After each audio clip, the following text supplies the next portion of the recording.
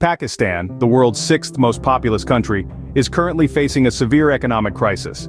The economic landscape of the nation is marred by a number of concerns. Inflation has skyrocketed, making everyday commodities more expensive and out of reach for many.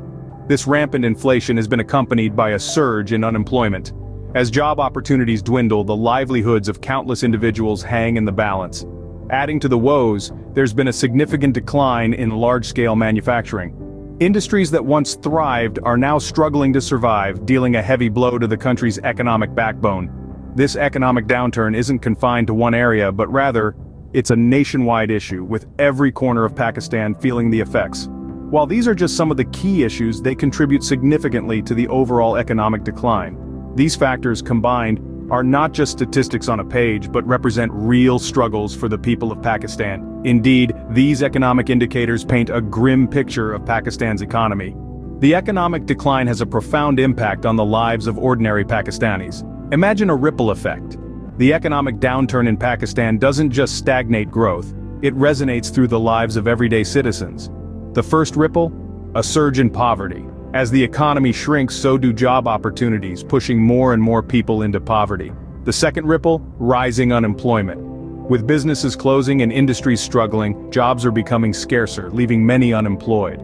The third ripple, perhaps the most tangible for the average Pakistani, is the escalating cost of living. As the economy falters, inflation soars, making everyday essentials more expensive. The cost of food, housing, and healthcare all increase, placing an enormous burden on families trying to make ends meet. These ripples aren't just statistics. They represent real people grappling with real issues. They embody the struggles of parents working multiple jobs to put food on the table, of young graduates unable to find work, of families unable to afford medical care.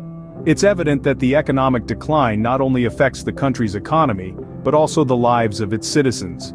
The Pakistani government and the international community have taken note of this economic crisis. In response, the government has initiated several measures to stem the tide of economic decline. These measures include policy reforms aimed at improving fiscal discipline, strengthening the business environment, and attracting foreign investment.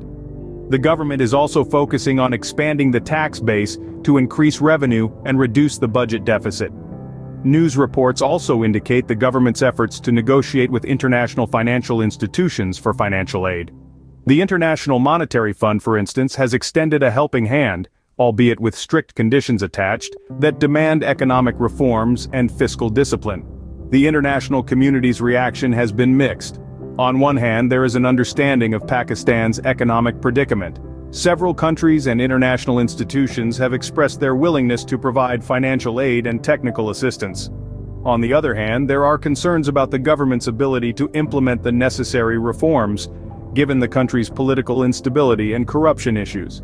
This crisis has also highlighted Pakistan's strategic importance at the crossroads of South and Central Asia, and the potential repercussions of its economic collapse on regional stability. Consequently, several countries, particularly those with strategic interests in the region, are closely watching the developments. While the government is taking steps to address these issues, the response from the international community remains crucial. The road to economic recovery for Pakistan is a challenging one, yet it's not insurmountable. The first step is recognizing the need for significant structural reforms. Pakistan's economy requires a solid foundation, built on transparency, accountability, and efficiency. This means tackling corruption at all levels, encouraging fair competition, and promoting sustainable growth. A pillar of these reforms must be improved governance. The public sector needs to be more efficient and responsive to the needs of its citizens. This involves not only strengthening institutions but also investing in human capital. Education, health, and social protection systems need to be reformed and adequately funded to ensure a better future for all Pakistanis. But Pakistan cannot walk this path alone. International cooperation is vital. The country needs the support of global partners to address its external debt issue and to attract foreign investments. These partnerships should be based on mutual respect and shared benefits. Moreover, the role of the private sector cannot be underestimated. It is crucial to create a conducive environment for businesses to thrive and innovate. This includes improving the ease of doing business, ensuring fair competition, and providing access to finance for small and medium-sized enterprises.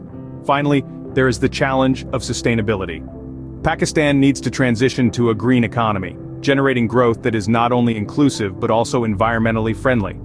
This implies investing in renewable energy, promoting sustainable agriculture, and preserving its natural resources for future generations. The journey to economic recovery will be hard and long, but with the right policies and international support, Pakistan can overcome this economic crisis.